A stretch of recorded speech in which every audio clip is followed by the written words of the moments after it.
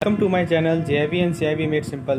तो दोस्तों, आज के इस वीडियो लेसन में हम लोग JIB के accounting and finance for banker के यूनिट 9 को कवर करेंगे, जो कि बेस्ड है हमारा maintenance of cash subsidiary book and laser.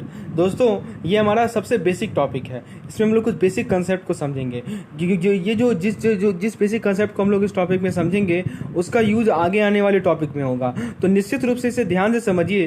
Basically इस वीडियो को मैं 2 या 3 पार्ट में लाऊंगा। ये हमारा पहला पार्ट है, क्योंकि ये जो टॉपिक है हमारा वो काफ़ी लेंदी टॉपिक है, तो इसे मैं ट्राई करूंगा कि 2 से 3 पार्ट में आपके लिए लाऊं। तो दोस्तों, चलिए शुरुआत करते हैं अपने फर्स्ट पार्ट को, जो कि बेस्ड है हमारा, जिसमें हम लोग डेबिट और क्रेडिट के कॉन्सेप्ट को सीखेंगे। जगह जगह पे मैंने देखिए, चूंकि ये इस टॉपिक को समझने के लिए आपको कुछ ऑब्जेक्टिव क्वेश्चंस या न्यूमेरिकल करने होंगे, तो मैंने ट्राई किया है कि न्यूमेरिकल को भी जगह जगह पे आपके सामने प्रस्तुत करूं, ताकि आपका कंसेप्ट एकदम क्रिस्टल क्लियर हो। आइए दोस्तों, शुरुआत करते हैं अपने इस लेसन को। समझते हैं ये डेबिट और क्रेडिट का कंसेप्ट क्या है। देखिए, जितने भी अकाउंटिंग ट्रांजैक्शंस होते हैं, उनके 2 साइड्स हैं, एक है डेबिट और एक है क्रेडिट।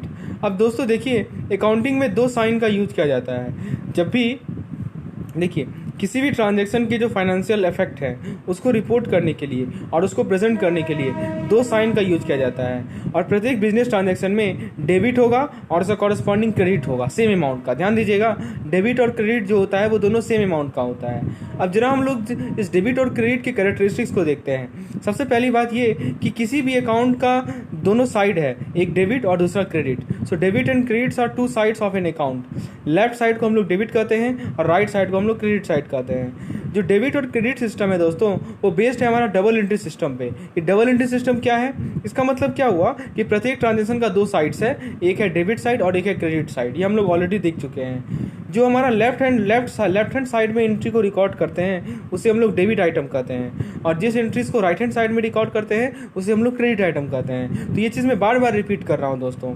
अब देखिए, जो डेबिट और क्रेडिट का वैल्यू होगा वो एक ट्रांजेक्शन के लिए इक्वल होगा। ऐसा नहीं कि डेबिट में आप 50,000 लिख दिए और क्रेडिट में आप 60,000 लिख दिए। This is not possible. Both debit and credit should be equal for any transaction. चलिए, ये सब कुछ कैरेक्टरिस्टिक्स हैं हमारे डेबिट एंड क्रेडिट के। अब जरा हम लोग सबसे इंपॉर्टेंट टॉपिक को समझते हैं इस चैप्टर का, वो है क्लासिफिकेशन ऑफ अकाउंट। ध्यान से सुनिएगा एक एक बातों को, काफ़ी इंपॉर्टेंट है। इसी के बेसिस पे आगे का कंसेप्ट एकदम क्लियर होगा। तो ये सब बेसिक कंसेप्ट है। आइए इसे एकदम आसानी से समय लेते हुए इसे क्लियर करते हैं। सबसे पहला जो अकाउंट का टाइप है वो है हमारा पर्सनल अकाउंट। इसमें क्या होता है दोस्तों, ये ऐसा अकाउंट है, account recording transaction relating to individuals और फर्म्स और company are known as personal account. तो दोस्तों, जो ऐसा अकाउंट जो कि वैसे ट्रांजैक्शन को रिकॉर्ड कर रहा है जो कि किसी इंडिविजुअल से रिलेटेड हो, या किसी फर्म से रिलेटेड हो, या किसी कंपनी से रिलेटेड हो, तो उसे हम लोग पर्सनल अकाउंट कहते हैं। समझ में आ गया होगा? तो किस किस से रिलेटेड होता है ये अकाउंट? तो इंडिविजुअल, फर्म और कंपनी से। अब देखिए, ये रिकॉर्ड क्या करता है, ये पर्सनल अकाउंट क्या रिकॉर्ड करता है? तो ये रिकॉर्ड करता है एक ट्रेडर का डीलिंग। किसके साथ डीलिंग? तो पर्सन के साथ या किसी फर्म के साथ डीलिंग। यानी कोई ट्रेडर यदि है, वो किसी पर्सन के साथ डील कर रहा है या किसी फर्म के साथ डील कर रहा है, तो उसे हम लोग इस अकाउंट में रिकॉर्ड करते हैं। और दोस्तों, एक सेपरेट अकाउंट को ओपन किया जाता है प्रत्येक पर्सन के लिए या प्रत्येक फर्म के लिए। और दोस्तों, उस अकाउंट में क्या करते हैं हम लोग, जितने भी ट्रांजैक्शंस हो रहे हैं कैश और गुड का, उसे रिकॉर्ड करते हैं। तो मोटा मोटी आपको पर्सनल अकाउंट जब दिमाग में आए, तो ये दिमाग में आने चाहिए कि ये जो अकाउंट है वो, उसमें हम लोग इंडिविजुअल या किसी फर्म या किसी कंपनी से रिलेटेड जो भी ट्रांजैक्शंस है उसे रिकॉर्ड करते हैं। समझ में आ गया? चलिए, अब हम लोग नेक्स्ट अकाउंट पे आते हैं, जो कि है हमारा रियल अकाउंट। दोस्तों, रियल अकाउंट को हम लोग प्रॉपर्टी अकाउंट भी कहते हैं। जैसा कि नाम से ही क्लियर है, ये एक तरह का प्रॉपर्टी अकाउंट है। ये रिकॉर्ड डील किससे करता है? तो प्रॉपर्टी से डील करता है, एसेट से डील करता है, या पोजीशन से डील करता है। दोस्तों, प्रत्येक क्लास ऑफ प्रॉपर्टी के लिए एक सेपरेट अकाउंट को मेंटेन किया जाता है। जैसे कैश हुआ, स्टॉक हुआ, प्लांट हुआ, मशीनरी हुआ, फर्नीचर हुआ। तो ये सब के सब दोस्तों हमारे क्या हैं, प्रॉपर्टीज़ के क्लास हैं। Cash, stock, plant, machinery, furniture, और इन सभी के लिए एक सेपरेट अकाउंट को प्रिपेयर किया जाता है, और इस अकाउंट को हम लोग कहते हैं रियल अकाउंट। तो रियल अकाउंट क्या है? हमारा प्रॉपर्टी अकाउंट है।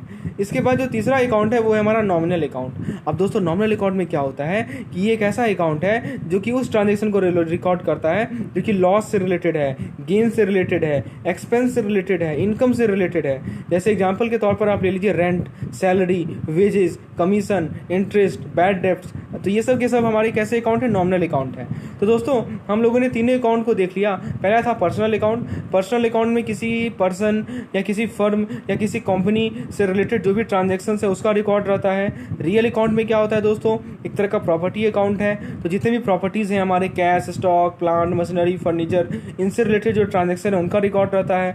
और तीसरा है हमारा नॉमिनल अकाउंट, तो इसमें क्या होता है, जो भी लॉस है, गेन है, एक्सपेंस है, इनकम है, rent, salary, wages, commission, interest, ये सभी के सभी हमारे नॉमिनल अकाउंट के अंदर आते हैं। तो जो भी कॉन्स्टिट्यूएंट्स है अभी जो मैंने समझाया है उसे ध्यान से पढ़िएगा दोस्तों, क्योंकि आगे उसी का यूज होगा बार बार। आइए अब जनाब हम लोग डेबिट और क्रेडिट के रूल्स को देखते हैं। तो दोस्तों हम लोग अब देखेंगे कि किन किन नियमों का हम लोग पालन करते हैं जब डेबिट और क्रेडिट सिस्टम को हम लोग बनाते हैं दोस्तों। आइए शुरुआत करते हैं अपने पहले रूल से। तो जो पहला रूल है हमारा डेबिट और क्रेडिट का, तो दोस्तों वो बेस्ड है rule number 1 of rules of debit and credit. तो दोस्तों ये बेस्ड है इंक्रीज और डिक्रीज इन एसेट। तो दोस्तों देखिए इसमें क्या होगा कि जब कोई एसेट को बढ़ाते हैं, तो अब बताइए जब एसेट को बढ़ाते हैं तो क्या कर रहा है, तो एसेट को बढ़ाने वक्त जो है हम लोग एसेट अकाउंट को डेबिट करेंगे, और जब एसेट घटता है, ठीक है, या रिड्यूस हो गया या घट रहा है, तो एसेट अकाउंट को क्रेडिट करेंगे।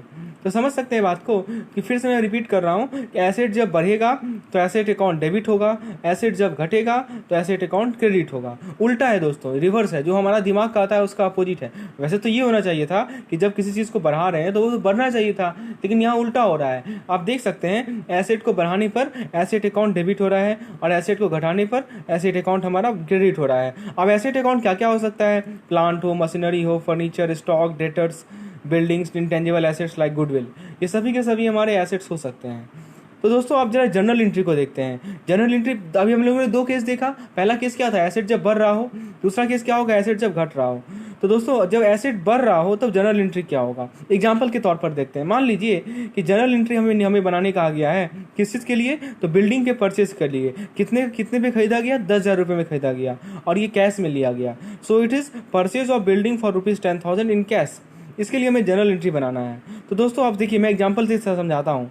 अब बेसिकली आप क्या कर रहे हैं कि आप बिल्डिंग को परचेज कर रहे हैं। आप बताइए बिल्डिंग को जब आप परचेज करेंगे तो एसेट आपका, तो उसका बिल्डिंग का जो वैल्यू है वो बढ़ेगा या घटेगा, ऑब्वियस सी बात है। इसके कारण जो है आपका जो बिल्डिंग का वैल्यू है वो बढ़ेगा। और दोस्तों बिल्डिंग ही तो हमारा एसेट है, ठीक है। तो दोस्तों building account would be debited. अभी मैंने बताया है कि जिस एसेट को आप लोग बढ़ाते हैं, जिसका वैल्यू बढ़ता है, उसे हम लोग डेबिट करेंगे। तो यहाँ पे जो हमारा बिल्डिंग अकाउंट है उसे डेबिट करेंगे, जो as an increase in asset, ठीक है, अकाउंट इज डेबिटेड। अभी हम लोग ने देखा क्योंकि एसेट बढ़ता है तो अकाउंट को डेबिट करते हैं। और दोस्तों जब आप बिल्डिंग को परचेस कर रहे हैं कैश में, तो कैश में तो घट हो रहा है ना, घट रहा है ना। मान लीजिए अभी आपके पास 50,000 रुपया है, आपने उस बिल्डिंग को खरीद लिया तो 10,000 रुपये आपका चला गया, तो बचा कितना, 40,000 बचा ना। तो 50,000 से 40,000 हो गया, यानी कि कैश आपका घट गया। अब कैश आपका घट रहा है तो कैश भी तो एक तरह का एसेट है। समझ रहे हैं बात को, cash is also an asset, और एसेट में आपका डिक्रीमेंट हो रहा है। तो मैंने अभी क्या बताया है कि जब भी एसेट घटता है तो एसेट जो है एसेट अकाउंट को क्रेडिट किया जाता है। समझ में आया। तो इसी कारण जो कैश अकाउंट है वो क्रेडिट होगा। तो बिल्डिंग अकाउंट को हमने डेबिट किया और कैश अकाउंट को हमने क्रेडिट किया। तो आपका यदि बेसिक कंसेप्ट क्लियर है तो इस तरह के क्वेश्चन, इस तरह की जनरल एंट्री को आप तुरंत से तुरंत बन पाएंगे। तो दोस्तों करेक्ट एंट्री देखिए क्या होगा, building account debit 10,000 to cash account credit 10,000। समझ सकते हैं, this is the way.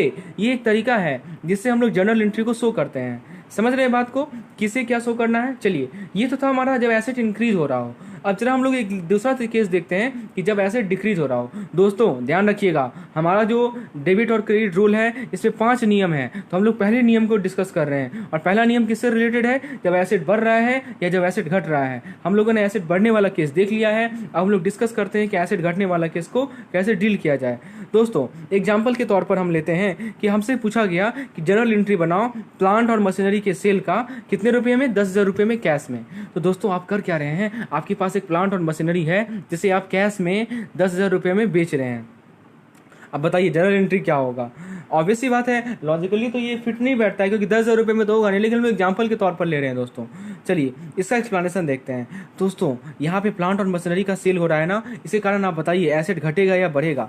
Obvious सी बात है दोस्तों, हमारा जो प्लांट एंड मशीनरी का जो वैल्यू है वो घटेगा, ठीक है, जो कि एक तरह का एसेट है। अभी मैंने क्या बताया है कि जब भी कोई एसेट घटता है तो उस एसेट अकाउंट को क्रेडिट करते हैं। तो प्लांट एंड मशीनरी अकाउंट क्या होगा, हमारा क्रेडिट होगा। समझ रहे हैं बात को। उसी तरह अब जब आप प्लांट और मशीनरी को सेल करेंगे कैश में, तो कैश आपके पास आएगा या जाएगा बताइए? तो आपके पास कैश आएगा ना, you will receive cash, right? So because suppose initially you were having 40,000 rupees, now you got 10,000 rupees, so total it becomes 50,000 rupees. So you can see that earlier you were having 40,000, now it's become 50,000, so there is increment of 10,000. तो कुल मिलाकर 10,000 रुपये आपका बढ़ गया। Basically cash आपका बढ़ रहा है। कैश एक तरह का एसेट है, जब भी कोई एसेट में बढ़ोतरी होगी, जब भी कोई एसेट बढ़ेगा तो हमारा ऐसे एसेट अकाउंट डेबिट होता है। ये भी मैंने बताया है। तो दोस्तों कैश अकाउंट हमारा क्या होगा? डेबिट ही तो होगा। तो हमारा करेक्ट जर्नल एंट्री क्या बनेगा? Cash account debit. देखिए डेबिट वाला हमेशा पहला लिखते हैं और क्रेडिट वाला हमेशा बाद में लिखते हैं। तो कैश अकाउंट को हम लोगों ने डेबिट किया कितने रुपए से? तो 10,000 रुपये से। और किसी क्रेडिट किया तो प्लांट और मशीनरी अकाउंट को क्रेडिट किया कितने रुपए से? 10,000 रुपये से। उम्मीद है दोस्तों चीज़ें आपको क्लियर हो रही होंगी। इसके बाद दोस्तों ये था रूल 1 हम लोगों ने कवर कर लिया। अब जरा रूल 2 पे आते हैं। जो हमारा डेबिट एंड क्रेडिट का रूल 2 है वो बेस्ड है इंक्रीज और डिक्रीज इन लायबिलिटीज़ पे, यानी लायबिलिटीज़ में कब इंक्रीमेंट होगा और कब डिक्रीमेंट होगा। तो क्या करेंगे? तो जब लायबिलिटी बढ़ता है तो लायबिलिटी अकाउंट को क्रेडिट करना है। देखिए एसेट के एसेट का अपोजिट है। लायबिलिटी बढ़ेगा तो लायबिलिटी अकाउंट को क्रेडिट कीजिए, लायबिलिटी घटेगा तो लायबिलिटी अकाउंट को डेबिट कीजिए। लायबिलिटी में क्या क्या आ सकता है? तो क्रेडिटर आ सकता है। क्रेडिटर मतलब उधारी, हाँ जब आप उधार ले रहे हैं। फिर एक्सपेंस पेबल ये आ सकता है। अब दोस्तों पहला केस लेते हैं जब लायबिलिटी को बढ़ा रहे हैं हम लोग। एग्जाम्पल के तौर पर लेते हैं, आपने परचेस किया फर्नीचर को 10,000 रुपये का था नाइवेट से क्रेडिट पे, मतलब उधार पे लिया आपने। उधार पर आपने क्या लिया? फर्नीचर को परचेस किया। अब दोस्तों बताइए इसको कैसे जर्नल एंट्री बनाइएगा इसका। तो सबसे पहली बात, आपने फर्नीचर को परचेस कर रहे हैं ना, इसके कारण क्या हो गया कि जो आपका फर्नीचर का वैल्यू है उसका वो बढ़ गया और फर्नीचर एक तरह का एसेट है। तो दोस्तों ये समझना बहुत जरूरी है कि हमारे सामने जो चीज़ है वो एसेट है या लायबिलिटीज़ है। तो दोस्तों फर्नीचर एक तरह का क्या है? हमारा एसेट ही तो है और एसेट हमारा बढ़ गया। तो एसेट जब बढ़ेगा, दोस्तों यदि आपको कंफ्यूजन हो रहा है तो एक बार फिर से देख लीजिए, यहाँ पे मैंने बताया है एसेट क्या क्या होता है। तो जैसे देख सकते हैं आप एसेट के केस में मैंने बताया जैसे furniture, plant and machinery, stock, debtor, building, ये सब के सब हमारे एसेट होते हैं। तो इस केस में हम लोग आ जाते हैं, जो फर्नीचर का केस था, तो इस केस में फर्नीचर का वैल्यू बढ़ रहा है तो फर्नीचर अकाउंट को डेबिट किया जाएगा, क्योंकि जो रूल्स है हमारा डेबिट और क्रेडिट का उसमें कहता है कि एसेट यदि बढ़ता है तो अकाउंट को डेबिट करना है। अब दोस्तों जब आप फर्नीचर को परचेस कर रहे हैं तो ये तो उधारी पे ले रहे हैं ना, तो नाइवेट से आप उधारी पे ले रहे हैं तो कंपनी को एक लायबिलिटी इनकर करेगी ना नाइवेट के प्रति, और in other word liability of the company is increase. तो दोस्तों जो हमारा कंपनी है उसका लायबिलिटी बढ़ गया, और जब लायबिलिटी बढ़ जाता है तो अभी मैंने क्या बताया कि लायबिलिटी जब बढ़ जाएगा तो लायबिलिटी अकाउंट को क्रेडिट करेंगे। तो rule of debit and credit क्या अभी मैंने देखा है कि increase in liability account is credit. तो दोस्तों नाइवेट का जो अकाउंट है वो क्रेडिट हो जाएगा, तो फर्नीचर अकाउंट को डेबिट करेंगे क्योंकि फर्नीचर हमारा एसेट है, और नाइवेट का अकाउंट क्रेडिट होगा क्योंकि नाइवेट का अकाउंट जो है वो हमारा लायबिलिटीज़ है। चलिए इसके बाद अब देखते हैं हम लोग कि जब लायबिलिटी को डिक्रीज किया जाए तब जर्नल एंट्री क्या होगा। अब जैसे मान लीजिए कि आप जो है नाइवेट को पेमेंट कर रहे हैं, इसी एग्जांपल में अभी आपने उधारी पे लिया था और आप 10,000 रुपये उसे पेमेंट कर रहे हैं। अब बताइए सबसे पहली बात कि आप क्रेडिटर को पेमेंट कर रहे हैं, तो जब आप क्रेडिटर को पेमेंट करेंगे तो उस केस में क्या होगा? कैश आपका घटेगा, और कैश एक तरह का एसेट है। जब भी कोई एसेट घटता है तो हम क्या करते हैं उस अकाउंट को क्रेडिट करते हैं, तो कैश अकाउंट को क्रेडिट करेंगे। और जब नाइवेट को दूसरी तरफ नाइवेट को जो आप पेमेंट दे रहे हैं तो कंपनी क्या कर रहा है? अपने लायबिलिटी को घटा रहा है, ठीक है, नाइवेट के प्रति। तो जब भी लायबिलिटी घटता है तो क्या होगा? लायबिलिटी ऑफ कंपनी घटेगा, और जब लायबिलिटी घटता है तो लायबिलिटी अकाउंट को घटाते हैं, डेबिट करते हैं। ये जो रूल्स है हमारा डेबिट एंड क्रेडिट का, तो कुल मिलाकर क्या हो जाएगा जर्नल एंट्री? नाइवेट अकाउंट को डेबिट करेंगे 10,000 से और कैश अकाउंट को क्रेडिट करेंगे 10,000 से। उम्मीद है दोस्तों चीज़ें आपको क्लियर हो रही होंगी। अब तीसरे रूल पे आते हैं। तीसरे रूल में कहा गया है कि जब कैपिटल घटे या बढ़े, तो जब ऑनर जो है बिजनेस में फंड लाता है तो दोस्तों क्या होगा कि ऑनर का कैपिटल बढ़ेगा और कैपिटल अकाउंट क्रेडिट होगा। और जब ऑनर जो है बिजनेस से फंड ले जाता है, विड्रॉ करता है, तो ऑनर का कैपिटल अकाउंट क्या होगा? तो दोस्तों उस केस में ऑनर के कैपिटल अकाउंट को हम लोग ड्रॉइंग अकाउंट भी कहते हैं, ठीक है। और इस केस में जो कैपिटल अकाउंट है वो डेबिट होगा। तो सिंपल सी बात है, जब आप कैपिटल को लाओगे तो आपका कैपिटल अकाउंट क्रेडिट होगा, जब आप कैपिटल को ले जाओगे तो आपका कैपिटल अकाउंट डेबिट होगा। अब दोस्तों प्रॉफिट इन बिजनेस, जब बिजनेस में प्रॉफिट होता है उसके कारण क्या होगा? कैपिटल अकाउंट बढ़ेगा आपका। इसी कारण क्या हो गया कि हमारा जो ऑनर का कैपिटल अकाउंट है उसमें क्रेडिट होगा, और जो लॉस है उसी कारण कैपिटल अकाउंट घटेगा और उसको हम लोग ऑनर कैपिटल अकाउंट से डेबिट करते हैं। तो ये 3 रूल आपने देखा। चौथा रूल देखते हैं। चौथा रूल क्या है कि पर्सनल अकाउंट, जब भी अकाउंट हमारा पर्सनल हो तो उस केस में नियम क्या है? Debit the receiver, credit the giver. तो दोस्तों पर्सनल अकाउंट अभी मैंने बताया था किसी का अकाउंट होता है, अकाउंट है या कोई लेजर है जो कि इंडिविजुअल से रिलेटेड हो, जैसे राम श्याम रहीम, या फर्म से रिलेटेड हो जैसे पार्टनरशिप फर्म, लायबिलिटी LLP, या कोई एसोसिएशन से रिलेटेड या कंपनी से रिलेटेड हो, तो इन सभी को हम लोग पर्सनल अकाउंट कहते हैं। जो गोल्डन रूल क्या है अकाउंटिंग का, जो देखिए जो रूल है हमारा पर्सनल अकाउंट से रिलेटेड, वो क्या है कि रिसीवर को डेबिट करो और गिवर को क्रेडिट करो। ठीक है दोस्तों, debit the receiver, credit the giver, ये बेसिक रूल है। अब मैं एग्जांपल लेता हूँ, उसे किसी को क्लियर करता हूँ। जैसे मान लीजिए ए नाम का कोई आदमी है, ए नाम का कोई इंडिविजुअल है, उसने 10,000 रुपया बी को दिया, बी कोई दूसरा इंडिविजुअल है। तो दोस्तों इस केस में ए और बी कैसे अकाउंट है बताइए? ए और बी तो हमारे पर्सनल अकाउंट ही तो है। ठीक है दोस्तों, देखिए पहला केस में हम लोगों ने एसेट डिस्कस किया, फिर लायबिलिटी डिस्कस किया, अब हम लोग पर्सनल अकाउंट को डिस्कस कर रहे हैं। तो ए और बी कैसे अकाउंट है? ए और बी हमारे पर्सनल अकाउंट है क्योंकि वो इंडिविजुअल से रिलेटेड है। तो दोस्तों ए के बुक में देखिए दोनों का अपना अपना बुक होगा, ए का बुक होगा और बी का बुक होगा। तो ए के बुक में बी का अकाउंट डेबिट होगा क्योंकि बी जो है वो मनी का रिसीवर है। अभी मैंने बताया है कि डेबिट द रिसीवर, ठीक है, क्योंकि बी रिसीव कर रहा है तो बी ए के बुक में बी का अकाउंट डेबिट होगा और बी के बुक में ए का अकाउंट क्रेडिट होगा क्योंकि ए जो है मनी का गिवर है। समझ रहे हैं बात को? दोनों के अपने अपने बुक में अपोजिट का अकाउंट, एक में क्रेडिट होगा, एक में हमारा डेबिट होगा, एक में क्रेडिट होगा। तो ये हमारा रूल नंबर 4 था। रूल नंबर 5 है वो हमारा रियल अकाउंट से रिलेटेड है। इसमें क्या कहता है कि debit what comes in, credit what goes out. तो दोस्तों एग्जांपल के तौर पर मान लीजिए आपने गुड्स को परचेज किया, तो आप क्या कीजिएगा कि जो परचेज अकाउंट है उसे डेबिट कीजिएगा, ठीक है, क्योंकि गुड जो है बिजनेस में आ रहा है। और जब गुड को आप सोल्ड करते हैं तो क्या कीजिएगा, सेल्स अकाउंट को आप क्रेडिट कीजिएगा क्योंकि गुड्स जो है वो बिजनेस से बाहर जा रहा है। तो दोस्तों डेबिट व्हाट कम्स इन, जो चीज़ अंदर आ रहा है उसको डेबिट करना है। तो पहले एग्जांपल में हम लोग गुड्स को परचेज कर रहे थे ना, तो गुड्स हमारे सिस्टम में आ रहा था ना, इसीलिए हम लोगों ने क्या किया कि हम लोगों ने परचेज अकाउंट को डेबिट किया। और जब हम लोग बेच रहे हैं तो उस केस में हम गुड्स को बेच रहे हैं ना दोस्तों, तो उस केस में क्या होगा, क्रेडिट अकाउंट हमारा जो हमारा सेल्स अकाउंट है वो क्रेडिट होगा क्योंकि गुड्स जो है हमारे बिजनेस से बाहर जा रहा है। तो सिंपल सी बात है, ये हमारा रूल नंबर 5 था।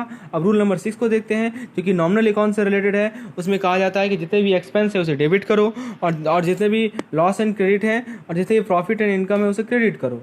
देखिए आपको क्या करना है, जितने भी एक्सपेंस है, जितने भी लॉस है उसे डेबिट करना है और जितने भी प्रॉफिट है, इनकम है, उसे क्रेडिट करना है। जब सैलरी पे की जाती है तो उस केस में हम लोग सैलरी अकाउंट को डेबिट करते हैं, क्यों? क्योंकि एक तरह का एक्सपेंस है, ठीक है। और जब कोई इंटरेस्ट रिसीव हो जाता है तो उसको हम लोग क्रेडिट करते हैं। किस अकाउंट में क्रेडिट करते हैं? तो इंटरेस्ट अकाउंट में क्रेडिट करते हैं, क्यों? क्योंकि एक तरह का प्रॉफिट है। दूसरे एग्जाम्पल ले लीजिए आप इसका, जैसे रेंट हुआ, रेट्स हुआ, टैक्सेस हुआ, टेलीफोन्स हुआ। अब दोस्तों ये सब कुछ एग्जांपल्स हैं। अब मैं आपको इस डेबिट क्रेडिट रूल का एप्लीकेशन बताता हूं। तो दोस्तों क्रेडिट का मतलब क्या हुआ? क्रेडिट का मतलब अकाउंटिंग एंट्री जो कि हमारा एसेट को घटाए। देखिए समझिए एकदम हम लोग अब चीज़ों को क्विक रिवीजन कर रहे हैं। तो क्रेडिट में हम लोगों ने क्या देखा, क्रेडिट कब होता है? जब हमारा एसेट घटे, जब हमारा लायबिलिटी बढ़े, जब हमारा कंपनी का इक्विटी जो है, जो हमारा लायबिलिटी बढ़े या जो कंपनी का इक्विटी है बैलेंस शीट पे वो बढ़े। डेबिट कब होगा? डेबिट उस अकाउंटिंग एंट्री को कहते हैं जो कि हमारा एसेट को बढ़ाएगा या लायबिलिटी को घटाएगा, ठीक है, या जो हमारा कंपनी के बैलेंस शीट पे इक्विटी है उसे घटाएगा। तो क्रेडिट और डेबिट के बीच में डिफरेंस आपको क्लियर हो गया होगा। क्रेडिट हमारा एसेट को घटाता है, डेबिट हमारा एसेट को बढ़ाता है। क्रेडिट हमारा लायबिलिटी को बढ़ाता है, डेबिट हमारे लायबिलिटी को घटाता है। Exam question number 1, credit refers to, अभी मैंने बताया है क्रेडिट उस अकाउंटिंग एंट्री को कहते हैं जो कि हमारे एसेट को घटाए या लायबिलिटी को बढ़ाए। समझ रहे हैं बात को? देखिए उसके बाद है increase and decrease in amount of asset of liability. अब बताइए, अब कुछ क्वेश्चंस हैं आपके प्रैक्टिस के लिए। A decrease in amount of an asset represent dash to the asset account. तो जब आप एसेट को डिक्रीज करेंगे, एसेट के अकाउंट में डिक्रीमेंट होगा, तो एसेट अकाउंट में क्या करेंगे आप, डेबिट करेंगे या क्रेडिट करेंगे? तो दोस्तों अभी मैंने बताया कि क्रेडिट किया जाता है, तो decrease in asset is credited to the asset account. उसके बाद दोस्तों नेक्स्ट क्वेश्चन है question number 3, purchase of building worth ₹60,000 by mister B for cash is dash to the building account. तो मिस्टर बी ने क्या किया कि 60,000 रुपया में एक बिल्डिंग खरीदा, तो बिल्डिंग अकाउंट के लिए वो क्या होगा, वो जो कैश है वो क्रेडिट होगा या डेबिट होगा? तो दोस्तों अभी आप बताइए यहाँ पे क्या है कि जो रूल्स है डेबिट और क्रेडिट का, तो जो हमारा एसेट यदि बढ़ता है तो उस केस में हम लोग डेबिट करते हैं एसेट अकाउंट को। तो बिल्डिंग एक तरह का हमारा एसेट है और जब हम बिल्डिंग को परचेस करेंगे उसके कारण क्या हो गया, बिल्डिंग का वैल्यू में इंक्रीमेंट होगा, तो बिल्डिंग अकाउंट को हम लोग डेबिट करेंगे 60,000 रुपये से। अब दोस्तों नेक्स्ट एग्जांपल देखते हैं, sale of building worth ₹45,000 to mister Shyam for cash is dash to the building account. अब दोस्तों क्या हुआ यहाँ पे कि 45,000 रुपया का बिल्डिंग था जिसको हम लोगों ने बेच दिया, 45,000 रुपये में बेच दिया। किसे बेच दिया? तो मिस्टर श्याम को बेच दिया कैश पे। तो दोस्तों बिल्डिंग अकाउंट पे क्या होगा, डेबिट होगा या क्रेडिट होगा? अब दोस्तों बताइए, यहाँ पे फिर से बिल्डिंग अकाउंट एक तरह का एसेट है, एसेट का वैल्यू हमारा घट रहा है। जब भी एसेट का वैल्यू हमारा घटेगा तो एसेट अकाउंट को हम लोग क्रेडिट करेंगे। तो दोस्तों इसीलिए बिल्डिंग अकाउंट हमारा 45,000 से क्रेडिट हो जाएगा। इसके बाद दोस्तों नेक्स्ट क्वेश्चन देखते हैं, amount borrowed by ABC limited from Ram would be dash to Ram account. तो दोस्तों एक हमारा एबीसी लिमिटेड कंपनी है, उसने राम से कुछ अमाउंट उधारी पे लिया है, पैसा लिया है, तो राम के अकाउंट में क्या होगा? तो दोस्तों जो हमारा रूल्स और डेबिट एंड क्रेडिट है, अब देखिए यहाँ पे लायबिलिटी बढ़ रहा है दोस्तों, यहाँ पे जो है लायबिलिटी हमारा बढ़ रहा है। तो जब लायबिलिटी बढ़ेगा लैंडर के लिए तो लैंडर अकाउंट में उसे क्रेडिट करते हैं, ये सिंपल सी बात है। तो दोस्तों जब राम ने ऑन द बोरो, जब राम से जब पैसा बोरो किया गया, ठीक है, तो दोस्तों उसके कारण क्या होगा कि जो एबीसी लिमिटेड कंपनी है उसका लायबिलिटी बढ़ेगा। तो दोस्तों इसीलिए राम का जो अकाउंट है वो क्रेडिट हो जाएगा, ठीक है। तो from their account will increase in liability to Ram from ABC limited, so Ram account will be credited. अब दोस्तों एक और एग्जांपल लेते हैं। तो अब डीके लिमिटेड ने 12,000 रुपया का रिपेमेंट कर दिया एक्स को, जो कि लैंडर था, ठीक है। तो डीके लिमिटेड एक लैंडर था। तो दोस्तों ये जो है एक्स के अकाउंट में क्या होगा इसका इफेक्ट? तो फ्रेंड्स ये काफ़ी आसान क्वेश्चन है। जो रूल्स है हमारा डेबिट और क्रेडिट का, उसके अनुसार जब लायबिलिटी घटता है किसी लैंडर के लिए तो उस केस में हम लोग लैंडर के अकाउंट को डेबिट करते हैं। तो दोस्तों जब यहाँ पे हम लोग मनी का रिपेमेंट कर दिए एक्स को, तो इस केस में लायबिलिटी हमारा घट गया है, इसीलिए एक्स का अकाउंट क्या हो जाएगा? डेबिट हो जाएगा। इसके बाद दोस्तों हम लोग आइडेंटिफिकेशन करते हैं account involve in transaction purchase of furniture in cash. Example लेते हैं, क्वेश्चन नंबर 7 हमारा, which account are involve in following transaction. इन ट्रांजेक्शन में कौन सा अकाउंट इन्वॉल्व है? ये सबसे बेसिक क्वेश्चन है दोस्तों, ये बहुत ही इंपॉर्टेंट कंसेप्ट है। आपने कैश पे बिल्डिंग खरीदा 20,000 रुपये में, तो दोस्तों जनरल एंट्री क्या होगा बताइए? बिल्डिंग अकाउंट हमारा एसेट है, उसका वैल्यू बढ़ रहा है, तो एसेट अकाउंट को डेबिट करेंगे, इसीलिए बिल्डिंग अकाउंट डेबिट करेंगे 20,000 से और कैश अकाउंट हम क्रेडिट करेंगे 20,000 से। तो दोस्तों building account cash account involve है ट्रांजेक्शन में। अब क्वेश्चन नंबर 8 देखते हैं, which account are involve in the following transaction, interest receive from a in cash ₹22,100। अब दोस्तों इंटरेस्ट जैसे ही दिमाग में आपके आएगा तो आपके दिमाग में आ जाना चाहिए कि इस केस में क्या होगा कि कैश अकाउंट जो है, इस केस में 2 अकाउंट इन्वॉल्व है। कौन कौन सा अकाउंट है? एक कैश अकाउंट और एक इंटरेस्ट अकाउंट। तो फ्रेंड्स इस केस में क्या हो गया, कैश अकाउंट हमारा डेबिट हो जाएगा 22,100 से और जो हमारा इंटरेस्ट अकाउंट है वो क्रेडिट हो जाएगा 22,100 से। इसके बाद दोस्तों अब हम लोग उस अकाउंट को लेते हैं जिसमें गुड्स जो है account involve in transaction goods purchase for cash. अब दोस्तों जैसे मान लीजिए 10,000 रुपये में गुड्स आपने खरीदा, उसका जनरल एंट्री क्या होगा? एक कैश अकाउंट होगा, एक गुड्स एक परचेज अकाउंट होगा और एक कैश अकाउंट होगा। तो दोस्तों परचेज अकाउंट डेबिट होगा 10,000 से और कैश अकाउंट क्रेडिट होगा हमारा 10,000 से। अब जरा हम लोग बैलेंसेस को समझते हैं, अंडरस्टैंडिंग ऑफ बैलेंसेस। तो किसी भी कमीशन का closing balance of commission receipt would be. तो दोस्तों जो हमारा कमीशन रिसिप्ट है वो एक तरह का नॉमिनल अकाउंट है और rules of debit and credit जो नॉमिनल अकाउंट में कहता है कि जितने भी एक्सपेंस है, लॉसेस है, उसे डेबिट करो और जितने भी गेंस और इनकम है उसे क्रेडिट करो। तो यहाँ हमारा क्लोजिंग बैलेंस है कमीशन रिसिप्ट का, वो क्या रिप्रेजेंट करेगा? क्रेडिट बैलेंस को रिसीव करेगा। अब दोस्तों जैसे देखिए goods purchase from Akash for ₹15,000, इसका जनरल एंट्री क्या होगा? तो हमारा परचेज अकाउंट और आकाश का अकाउंट इन्वॉल्व है, तो परचेज अकाउंट डेबिट होगा 15,000 से और आकाश का अकाउंट क्रेडिट होगा 15,000 से। इन सभी का नियम मैंने ऊपर समझा दिया है, जस्ट आप अप्लाई करना सीखें। यदि आपको नहीं क्लियर हो रहा है तो कमेंट सेक्शन में लिखे, मैं समझाने का प्रयास करूंगा। अब दोस्तों इस क्वेश्चन में पूछा गया कि कौन सा अकाउंट इन्वॉल्व है इस ट्रांजेक्शन में। D started business with ₹5 lakh in cash.